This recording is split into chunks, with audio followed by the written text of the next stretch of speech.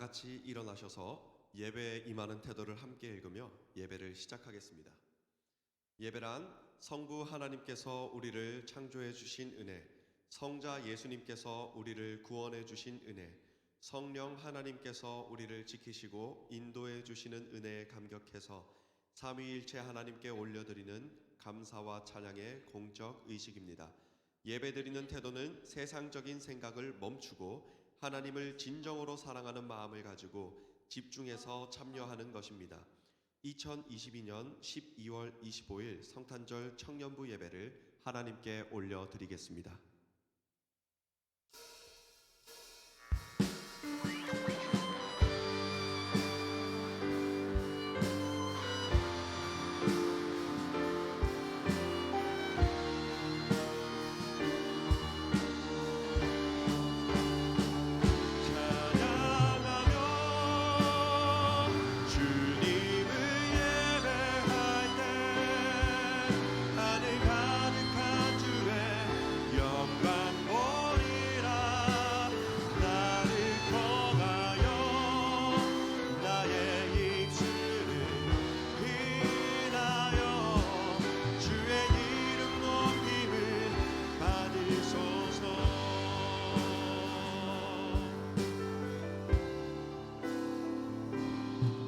지금 서 있는 이곳에서 높임을 받으소서.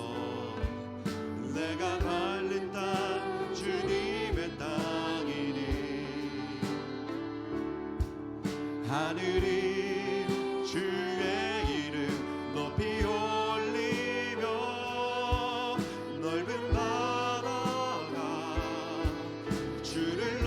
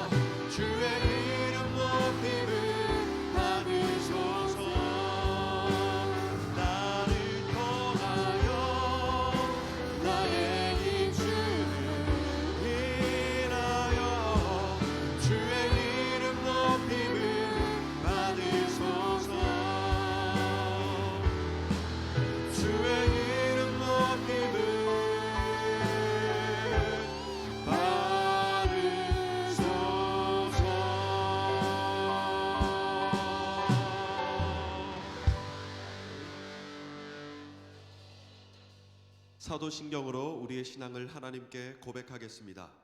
나는 전능하신 아버지 하나님, 천지의 창조주를 믿습니다. 나는 그의 유일하신 아들, 우리 주 예수 그리스도를 믿습니다. 그는 성령으로 잉태되어 동정녀 마리아에게서 나시고 본디오 빌라도에게 고난을 받아 십자가에 못 박혀 죽으시고 장사된 지 사흘 만에 죽은 자 가운데서 다시 살아나셨으며 하늘에 오르시어 전능하신 아버지 하나님 우편에 앉아 계시다가 거기로부터 살아있는 자와 죽은 자를 심판하러 오십니다. 나는 성령을 믿으며 거룩한 공교회와 성도의 교제와 죄를 용서받는 것과 몸의 부활과 영생을 믿습니다. 아멘. 우리 이 시간 우리들의 밝은 빛이 되어주신 예수님 앞에 경배함으로 나아가겠습니다.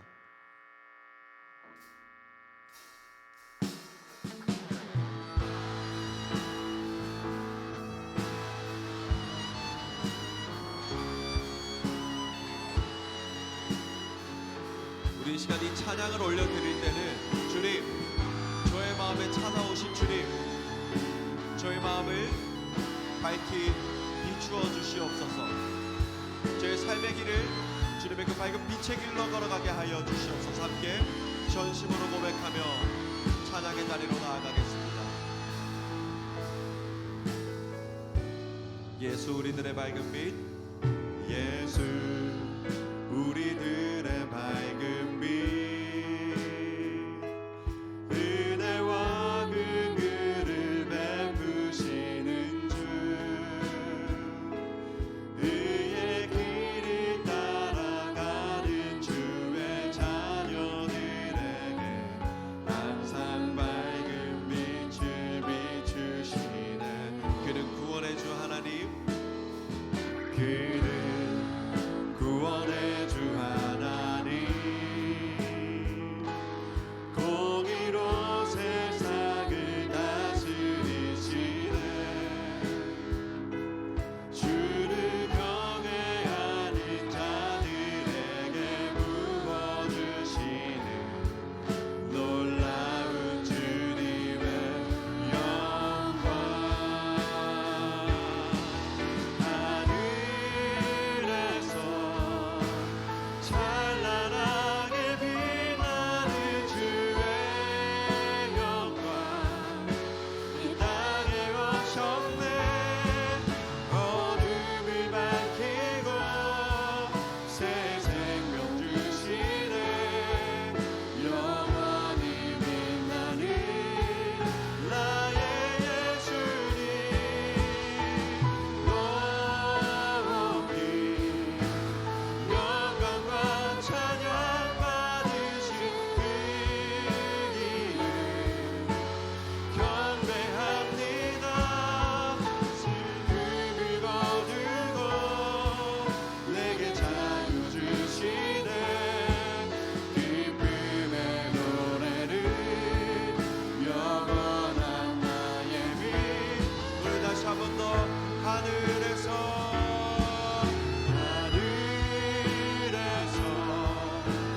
찬란하게 빛나는 주의 영광 이 땅에 오셨네. 어둠을 밝히고 새 생명 주시네. 영원히 빛나는 나의 예수님,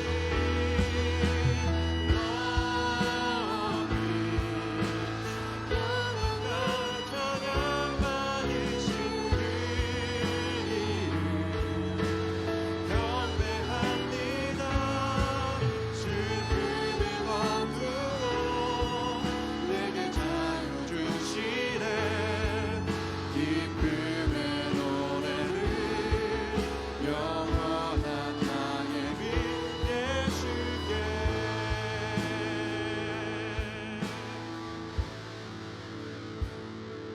우리 이 시간 기도하는 가운데 더 깊은 예배의 자리로 나아가겠습니다.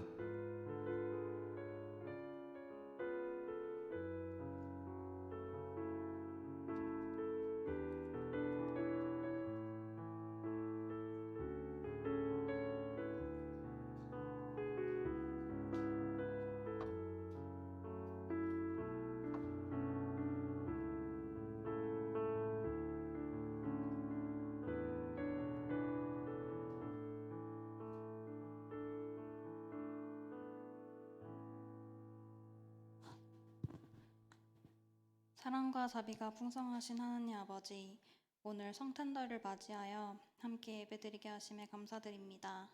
기쁨과 소망이 넘치는 이 복된 성탄절에 예배를 통하여 서로 기쁨을 함께 나누고 은혜와 축복을 한없이 누리는 성탄절이 되길 소망합니다. 세상 곳곳에서 아기 예수의 탄생을 축하하는 예배를 드립니다. 기쁘게 받아주시고 이 시간 함께 예배드리지 못하는 사람들에게도 아기 예수 탄생의 기쁨과 소망을 함께 누릴 수 있도록 동일한 은혜를 주세요.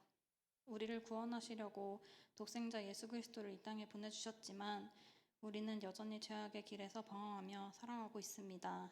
이 시간 저희의 죄를 회개하며 나아가오니 주님 새 마음을 허락하여 주시고 세상 유혹에 넘어가지 않는 주님의 자녀들로 살아가게 해주세요.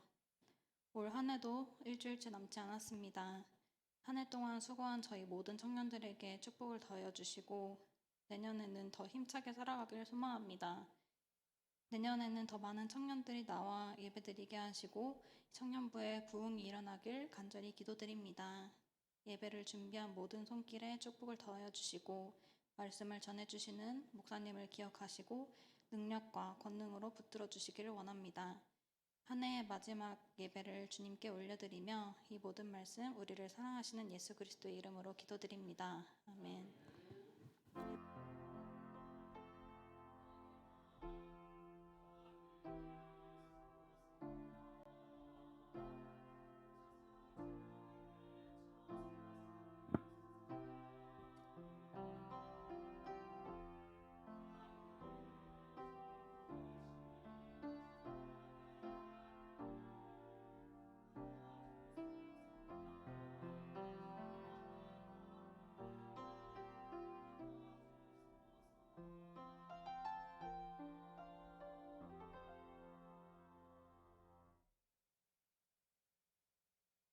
오늘 우리에게 주시는 말씀은 누가복음 2장 4절에서 11절까지 말씀입니다.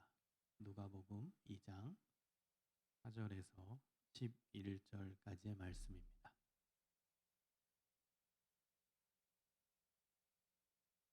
다 찾으셨으면 한 목소리로 같이 읽겠습니다. 시작. 요셉도 다윗의 집 족속이므로 갈릴리 나사렛 동네에서 유대를 향하여 베들레헴이라 하는 다윗의 동네로 그 약혼한 마리아와 함께 호적하러 올라가니 마리아가 이미 잉태하였더라. 거기 있을 그때에 해산할 날이 차서 첫 아들을 낳아 강보로 싸서 구유에 뉘었으니 이는 여관에 있을 곳이 없음이러라. 그 지역의 목자들이 밤에 밖에서 자기 양떼를 지키더니 주의 사자가 곁에 서고 주의 영광이 그들을 두루 비추매 크게 무서워하는지라. 천사가 이르되 무서워하지 말라. 보라 내가 너희 온 백성에게 미칠 큰 기쁨의 좋은 소식을 너희에게 전하노라. 오늘 다윗의 동네에 너희를 위하여 구주가 나셨으니 곧 그리스도 주시니라. 아멘. 갈보리 찬양대의 찬양이 있은 후에 예수님의 탄생이라는 제목으로 말씀을 증거하겠습니다.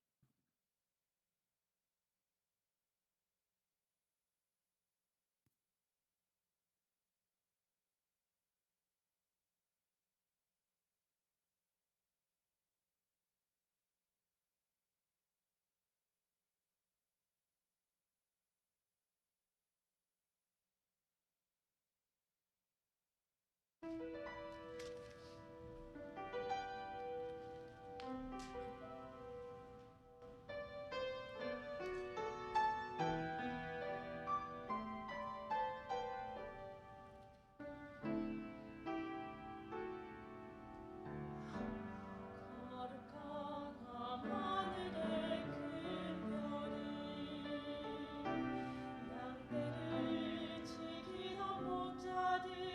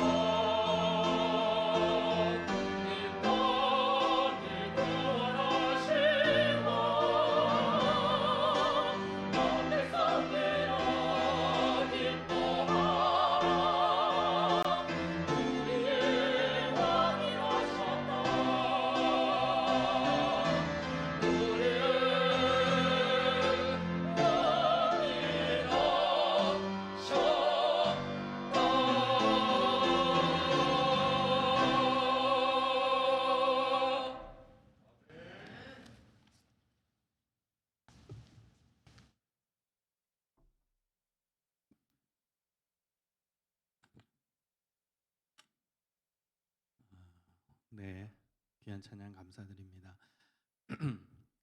옆에 사람들이랑 인사해 보겠습니다. 메리 크리스마스.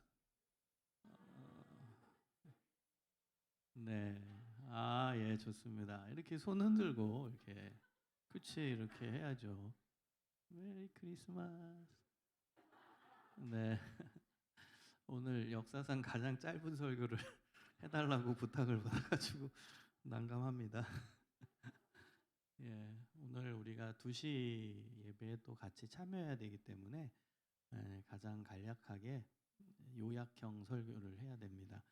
좀 집중해서 잘 듣고 예수님 탄생의 의미를 다시 한번 새기는 시간이 되었으면 좋겠습니다. 여러분, 예수님이 태어나셨을 때에 그때 이제 정치적인 환경을 설명을 드리면 로마가 이스라엘을 지배하고 있던 시대였습니다. 그래서 그 시대를 알 수 있는 구절이 2장 1절입니다. 가이사 아구스도라는 로마의 황제 이름이 나옵니다. 이 황제 본명이 가이우스 옥타비우스입니다. 여러분, 로마인 이야기 읽어보시면 나오는 실제 역사상 중요한 인물이었던 옥타비우스 황제입니다. 그 시대적 배경을 가지고 있다라는 겁니다. 이 옥타비우스 황제의 중요한 업적이 무엇이냐면 로마가 식민 지배를 하고 있는 그 나라들을 통치를 수월하게 하기 위해서 모든 나라 사람들의 인구를 조사하게 합니다. 여러분, 지금은 이제 시스템이 발달이 되어 있고 행정 시스템이 현대 사회에서는 잘 갖춰져 있기 때문에 인구 조사하는 게 그렇게 어렵지 않습니다. 태어나면 이제 동사무소 가서 신고하면은 그게 다 전산으로 입력화돼 가지고 시스템으로 저장이 되거든요. 그러나 이 고대 사회에서는 인구 조사가 쉽지가 않았습니다.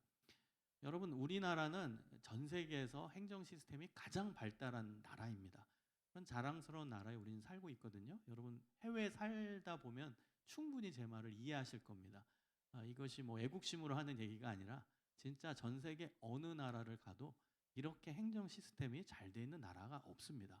어느 동네에 가도 제 주민등록 등본을 뗄 수 있잖아요. 부산에 가서도 부산에 있는 어느 동사무소 가면 제 주민등록 초본 등본 뭐 다 뗄 수 있습니다.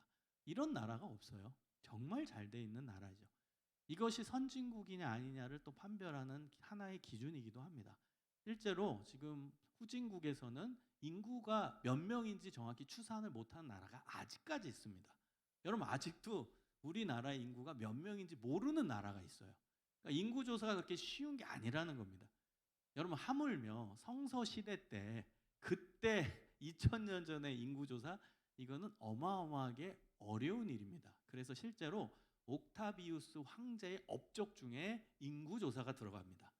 지금 시대로 생각하면 안 돼요. 지금 시대 뭐 인구조사가 큰 업적인가 생각하겠지만 여러분은 그 시대적 2000년 전의 상황에서는 인구조사가 왕의 엄청난 업적이었다는 겁니다. 인구주 숫자를 다 조사해서 뭐 하려고 하는 거죠? 전쟁이 났을 때 군사로 차출할 인원이 몇 명인가도 체크할 수 있고 또 세금을 효율적으로 제대로 거둘 수 있거든요. 어느 가정이 누락이 되면 그 집안에서는 세금을 못 빼내잖아요. 그러니까 로마 입장에서 봤을 때는 정확하게 가정 숫자, 그다음 인구 수를 정확히 세야 세금을 정확하게 거둘 수 있다라고 본 겁니다. 통치의 수월성을 위해 그리고 자기 로마의 그 세에 세금을 많이 걷어가지고 국고를 탄탄하게 하고자 하는 목적으로 인구조사를 했다라는 겁니다.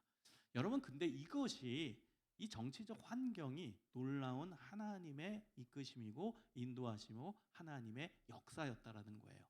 왜냐하면 이 인구조사 때문에 결국 오늘 본문의 주인공인 예수님 그리고 예수님의 아버지 어머니인 요셉과 마리아가 어디로 갔어요? 베들레헴으로 가게 되죠. 지금 현재 요셉과 마리아는 나사렛이라는 동네에 있습니다. 그리고 예수님을 잉태했고요. 그런데 옥타비우스 황제가 모든 사람들 자기의 본적으로 가서 호적을 신고하라고 했거든요.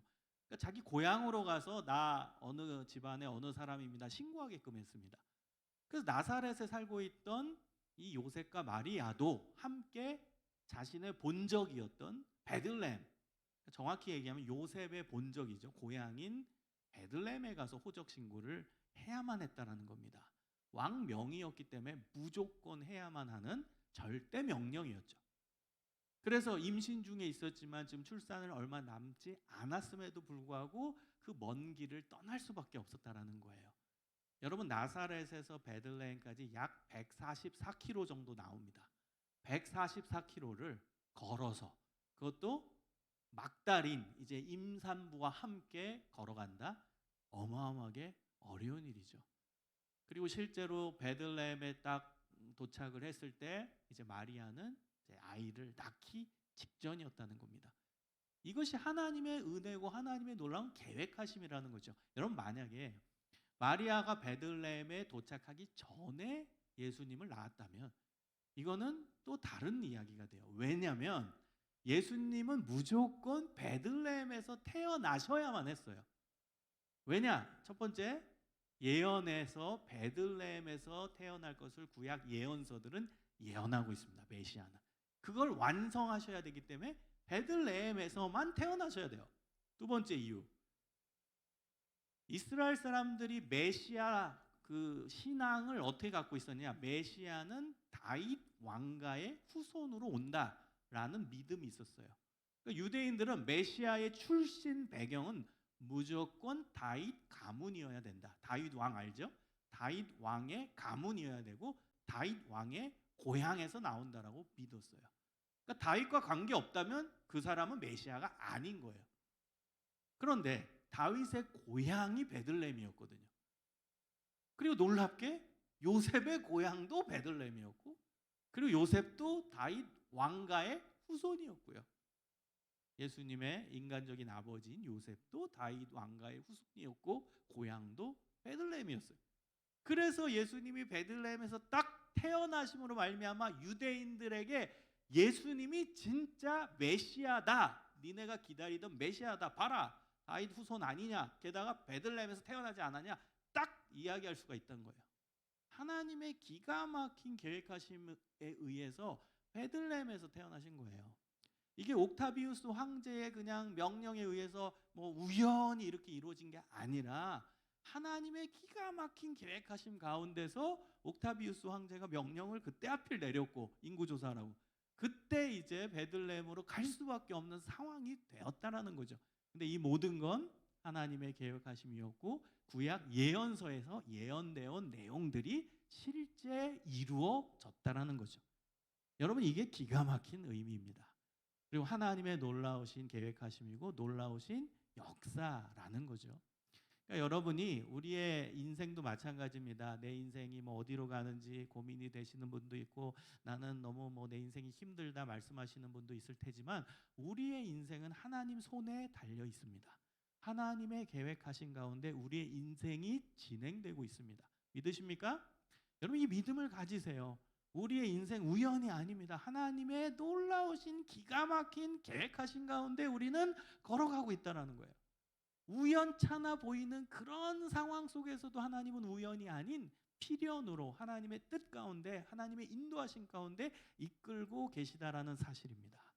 옥타비우스 황제의 계획이 아니에요. 하나님의 계획이셨지. 그래서 예수님이 베들레헴에서 태어나신 거예요. 다윗 왕가의 후손으로, 다윗의 고향에서 예수님이 태어나신 거예요. 그래서 유대인들에게 예수님은 왕이시다, 예수님은 너네들이 기다린 진짜 그 메시아가 맞다라고 선포할 수 있는 거죠. 예언서에 나오는 그 예언이 베들레헴에서 탄생하심으로 말미암아 정확하게 이루어지고 성취되었다, 이것을 선포하게 된 것입니다. 여러분, 예수님이 태어나신 곳은 놀랍게도 어디였죠? 마구간의 말구유입니다. 정확히 얘기하면 마구간에서 태어나시고 말구유에 그 아기가 누우시게 된 것이죠. 방이 없었어요. 왜냐하면 호적 조사하러 온 사람들이 전국에서 다 왔기 때문에 빈 방이 없었던 거예요. 여러분, 왜 빈 방이 그때 없었다고요? 이제 이해하세요. 호적 조사하러 뭐 요셉 가족만 왔겠어요? 전국에서 다 왔겠죠? 그러니까 방이 없는 거예요. 여관, 뭐 호텔 없어요. 다 호적 조사하러 왔기 때문에. 그래서 방이 없어가지고 이제 마구간에서 태어나셨는데, 이것도 놀라운 하나님의 계획하심이었죠. 왜요? 예수님은 인간, 평범한 인간으로 오신 게 아니라 인간 아래 종의 눈높이를 맞춰서 가장 연약한 모습으로 오셨다라는 거예요. 여러분, 마국간에서 태어난 사람은 이 세상에 아무도 없을 겁니다. 그리고 유대 문화권 속에서 마국간은 굉장히 부정적인 곳이었어요. 여러분, 일반 유대인들은요, 마국간에 지나가지도 않아요. 거기 부정 탄다고. 그런 곳에 가장 고귀하시고 거룩하신 예수님이 태어나신 거예요. 그 자체에 신학적 의미가 있는 거죠. 가장 더러운 공간에, 아무도 안 가는 공간에, 거기 가면 부정 탄다라는 그 공간에 가장 거룩하신 예수님이 태어나셨죠.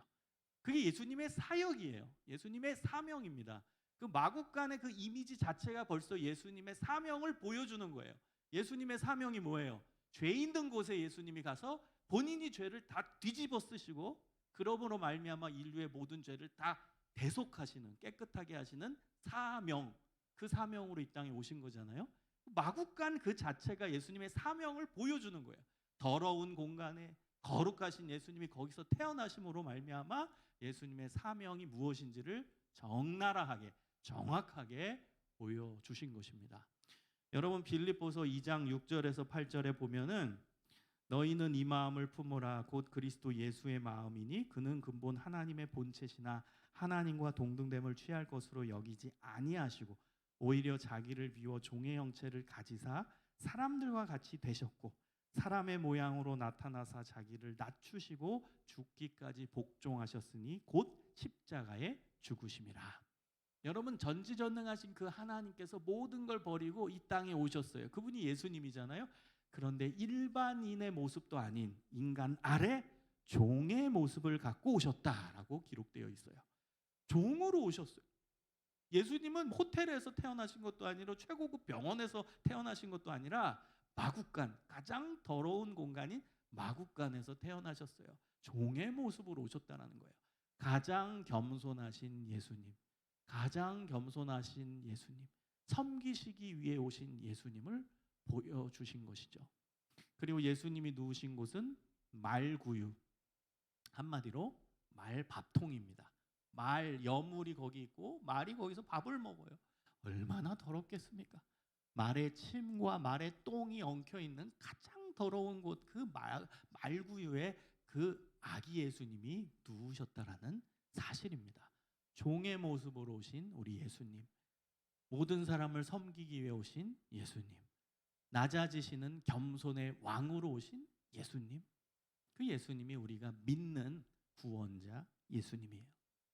여러분, 놀랍게 예수님의 탄생 소식을 제일 먼저 알았던 사람들은 누구죠? 이스라엘의 목자입니다. 오늘 본문 8절에서 11절을 보면은 목자들이 예수님 탄생 소식을 제일 먼저 알게 됐습니다. 그 지역의 목자들이 밤에 밖에서 자기 양떼를 지키더니 주의 사자가 곁에 서고 주의 영광이 그들을 두루 비침에 크게 무서워하는지라. 천사가 이르되 무서워하지 말라. 보라, 내가 온 백성에게 미칠 큰 기쁨의 좋은 소식을 너희에게 전하노라. 오늘 다윗의 동네에 너희를 위하여 구주가 나셨으니 곧 그리스도 주시니라.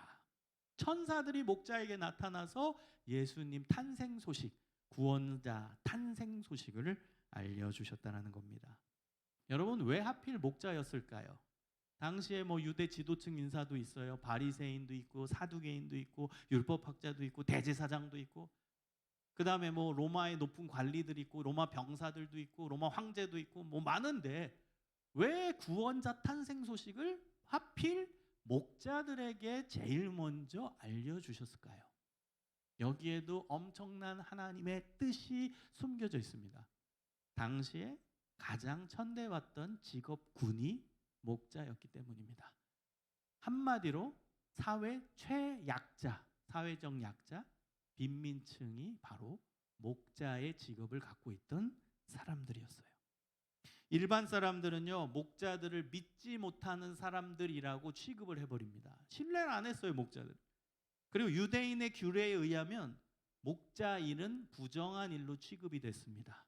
그러니까요, 사회적 최약자들이 목자들이었어요. 남들 하기 싫은 일을 이 목자들이 하고 있었어요. 희망이 없었어요.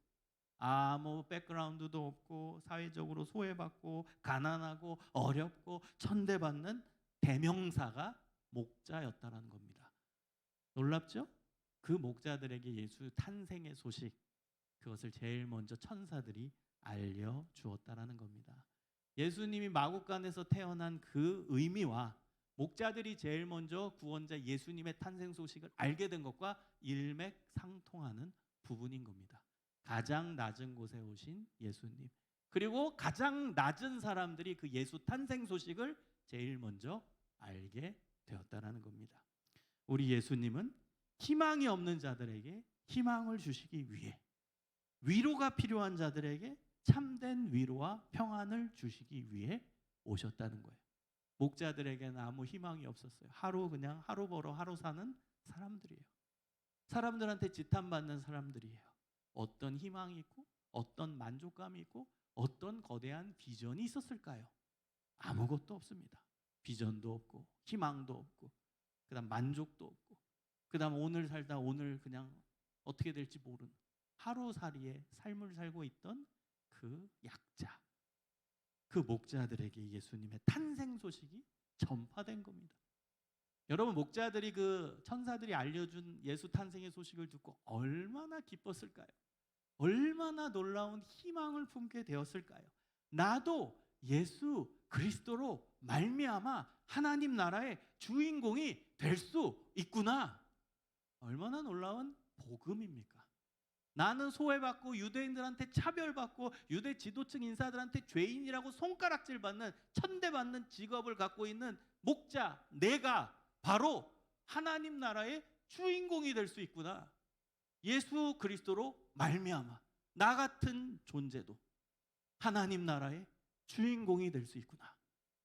이것이 복음입니다, 여러분. 이것이 복음입니다. 하나님 나라의 주인공이 될 수 있다. 나 같은 존재도, 희망 없는 나도, 아무것도 없는 나도, 사회 사람들한테 손가락질 받는 나조차도 예수로 말미암아 하나님 나라의 주인공이 될 수 있다. 여러분, 이게 복음입니다. 이 복음을 위해 예수 그리스도께서 우리에게 오신 겁니다. 사랑하는 여러분, 지금 희망이 없다라고 생각하십니까? 힘들다고 느끼십니까? 나는 아무것도 없다고 생각하십니까? 내 미래에 대한 두려움과 걱정 가운데 밤잠을 이루지 못하고 계십니까? 여러분, 예수님이 여러분 안에 계시다면 여러분은 하나님 나라의 주인공입니다. 이것을 위해 예수님이 우리에게 오신 겁니다. 그래서 기쁜 날입니다. 그래서 크리스마스가 기쁜 날이고 희망의 날인 겁니다. 여러분, 우리의 인생 예수 그리스도가 최고이십니다. 예수 그리스도가 유일한 우리의 희망과 소망의 근원입니다. 여러분, 이 믿음을 가지고 우리의 24시간 내내 365일 내내 성탄절이 되시기를 주님의 이름으로 축원합니다. 우리 함께 기도하겠습니다. 하나님, 참으로 감사합니다. 우리에게 희망을 주신 예수님 감사합니다. 희망 없는 자들에게, 아무것도 없는 자들에게, 절망 가운데 있는 자들에게 희망의 복음을 전하기 위해 이 땅에 오신 예수님 환영하고 감사합니다. 성탄절이 우리의 매일매일의 삶이 되게 하여 주시고 예수님이 우리에게 오신 것이 놀라운 은혜와 감사임을 깨닫고 예수님 중심으로 감사하며 살아가게 하여 주시옵소서. 예수 그리스도의 이름으로 기도합니다. 아멘. 우리 다 같이 일어서서 마지막 찬양 부르시겠습니다.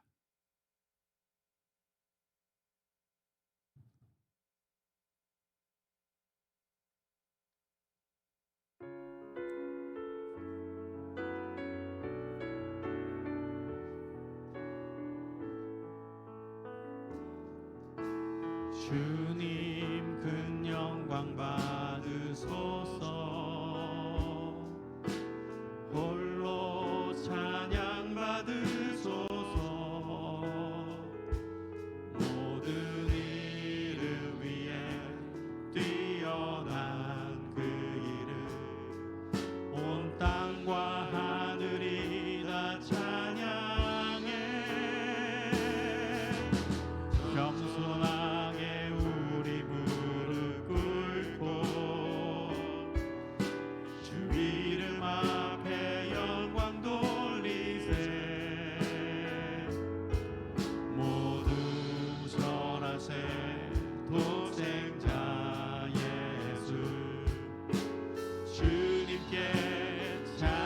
드리리 모든 영광과 존귀와 능력 받으소서 주님 받으소서 영광과 존귀와 능력 받으소서 주님 받으소서 그리스도 살아계신 하나님 모든 영광과 존귀 모든 영광과 존귀와 능력 받으소서 받으소서 주님 받으소서 영광과 존귀와 능력 받으소서 주님 받으소서 그리스도 살아계신 하나님 우리 하나님께 감사와 영광의 박수 올려드리겠습니다. 아멘. 기도하겠습니다. 하나님 감사합니다. 오늘 성탄주의를 맞이해서 주님의 이 땅에 오신 의미를 생각하게 하시니 감사합니다. 희망 없는 자들에게 희망을 주시기 위해 오신 예수님 감사합니다. 우리에게 참된 희망과 소망을 주시니 감사합니다. 이 소망 붙들고 매일매일 살아가길 소망합니다. 예수 중심, 예수 중심, 예수 중심. 이 문구를 우리 마음 가운데 새기고 살아가게 하여 주옵소서. 매일매일 매 순간이 성탄절이길 원합니다. 예수님 우리에게 참된 기쁨을 허락하여 주시옵소서. 주님께 예물 드리오니 예물 쓰이는 곳마다 주님의 은혜와 사랑이 증거되게 하시고 복음을 모르는 자들에게 복음이 증거되는데 귀하게 쓰임받게 하여 주옵소서.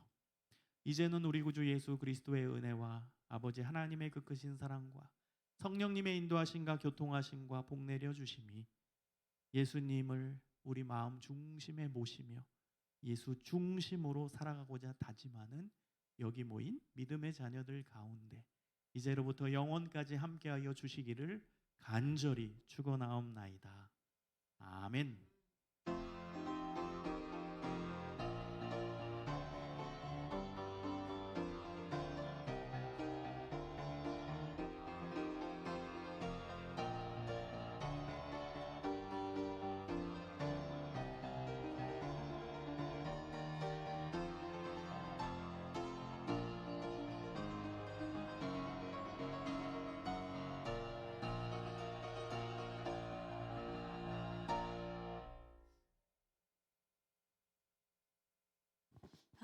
네, 안녕하세요. 저희 짧게 광고하고 본당으로 넘어가도록 하겠습니다. 먼저 저희 구호 외치고 광고 시작하도록 하겠습니다. 복음으로 새롭게 되는 청년부. 네, 오늘은 성탄절입니다. 평화의 왕으로 오신 예수님의 탄생을 기뻐하면서 나누는 시간이 되셨으면 좋겠습니다. 저희 2시부터 지금 본당에서는 성탄 축하 예배가 시작됐는데요. 지금 저희 광고 후에 잠깐 연습을 하고 같이 넘어가도록 하겠습니다. 지금 있는 인원들은 함께 참여해 주시면 감사하겠습니다. 네, 생명의 삶은 끝나서요. 저희 다음으로 넘길게요.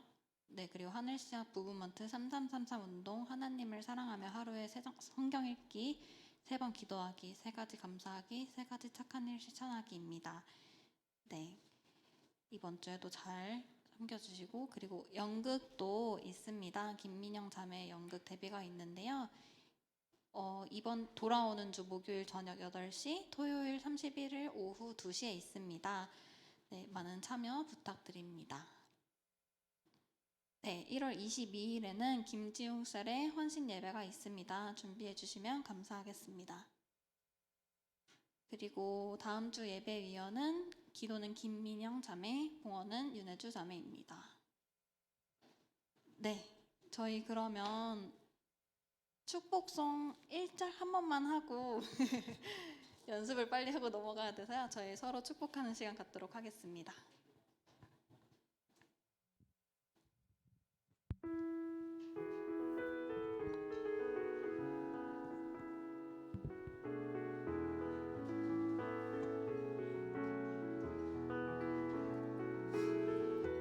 하나님의 사랑이 당신의 삶 가운데 가득하길 축복합니다.